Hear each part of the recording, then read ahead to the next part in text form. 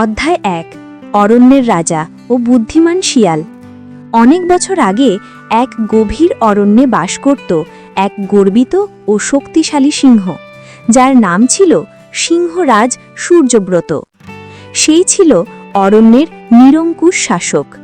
সকল পশু তার ভয়ে কাঁপত। তার গর্জনে গাছের পাতা কাঁপে, নদীর জল থেমে যায়।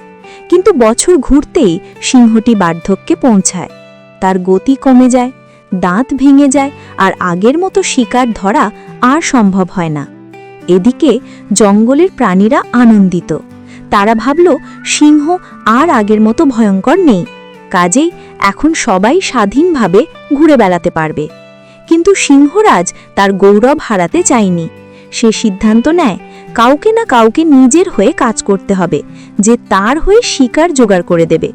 ঠিক তখনই প্রবেশ করে এক চতুর ও বুদ্ধিমান শিয়াল, যার নাম ছিল চপলচতুর। সে সবসময় নিজের স্বার্থে কথা বলতো এবং নিজের বুদ্ধির জন্য জঙ্গলে বেশ পরিচিত ছিল। সিংহ চপলচতুরকে ডেকে বলল, শিয়াল, আমি এখন দুর্বল, কিন্তু আমি এখনো এই জঙ্গলের রাজা। তুমি যদি আমার হয়ে শিকার এনে দাও, আমি তোমাকে বিশেষ পুরস্কার দেব। শিয়াল হালকা হেসে বলল, রাজামশাই, আপনি যেভাবে আদেশ করবেন আমি সেভাবেই চলব। তবে আমি আপনার হয়েই কাজ করব যদি আমার নিরাপত্তা নিশ্চিত হয়। সিংহ কিছুক্ষণ চিন্তা করে মাথা নেড়ে রাজি হয়। এভাবে গড়ে ওঠে এক নতুন সম্পর্ক, সিংহের শক্তি আর শিয়ালের বুদ্ধির এক জোট। অধ্যায় ২ লোভ, ষড়যন্ত্র ও শাসনের ছলনা। শিয়াল তার কাজ শুরু করল। প্রতিদিন সে বনের নানা প্রান্ত থেকে দুর্বল ও নিরীহ পশুদের নানা মিথ্যা আশ্বাস দিয়ে সিংহের গুহায় নিয়ে আসত। কেউ বলতো রাজা আপনাকে সম্মানিত করতে চান, কেউ বলতো রাজা আপনাকে পুরস্কার দিতে চান। আর যারা তার কথায় বিশ্বাস করত তাদের সিংহ খেয়ে ফেলত। কিন্তু ধীরে ধীরে চপলচতুরের মনে অন্য চিন্তা ভর করল। সে ভাবতে লাগলো, আমি তো সব কাজ করছি, রাজা শুধু বসে বসে খাচ্ছে। আমি যদি নিজেই রাজা হতে পারতাম।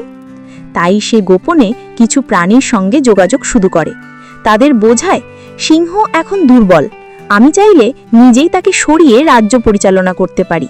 তোমরা আমাকে সমর্থন করো। অনেক প্রাণী এতে সায় দেয়, কারণ তারা আগে থেকেই সিংহের ওপর ক্ষুব্ধ ছিল। এদিকে সিংহ বুঝতে পারে শিয়ালের চোখে কিছু লোভের ছায়া। সে তার পুরনো এক বাঘ অনুচরকে ডেকে গোপনে নজর রাখতে বলে। শিয়ালের ষড়যন্ত্র সিংহ জানতে পারে ঠিক সময়।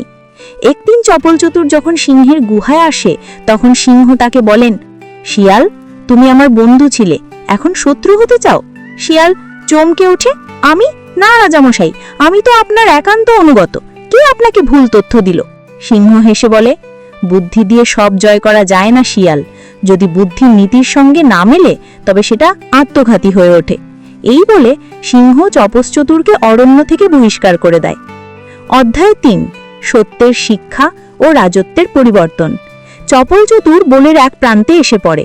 অপমানিত ও একা হয়ে পড়ে সে ভাবে, আমার বুদ্ধি ছিল, কিন্তু সেই বুদ্ধিকে আমি ভুল পথে ব্যবহার করেছি। যদি সৎভাবে রাজাকে সাহায্য করতাম, তাহলে হয়তো রাজা নিজেই আমাকে পুরস্কৃত করতেন। অন্যদিকে সিংহ বুঝতে পারে একাকী শাসন সম্ভব নয়। তার শারীরিক শক্তি দিন দিন কমছে। সেই পুরনো বাঘ অনুচরকে ডেকে সে বলেন, শাসন কেবল ভয় দেখিয়ে হয় না। এবার আমাদের এমন কাউকে দরকার যে বুদ্ধিমান, সৎ এবং প্রাণীদের কল্যাণে কাজ করবে। বাঘ সেই দায়িত্ব নেয় এবং অরণ্যের প্রাণীদের সঙ্গে মেলামেশা শুরু করে। সে নতুন নিয়ম আনে। দুর্বল প্রাণীদের নিরাপত্তা নিশ্চিত হবে। অকারণে কাউকে শিকার করা যাবে না। প্রতিটি প্রাণী তার দায়িত্ব পালন করবে। এভাবে জঙ্গলে ধীরে ধীরে এক ভারসাম্যপূর্ণ শাসন গড়ে ওঠে। সিংহ গুহায় বিশ্রাম নেয়, বাঘ রাজ্যের দেখভাল করে, আর চপলচতুর দূরে বসে নতুন করে শিখতে থাকে। বুদ্ধি যদি নীতির পথে না চলে, তবে তা সর্বনাশ ডেকে আনে। গল্পের শিক্ষা, বুদ্ধিমত্তা যদি সততার সাথে না মেলে, তবে তা একদিন ধ্বংস ডেকে আনে।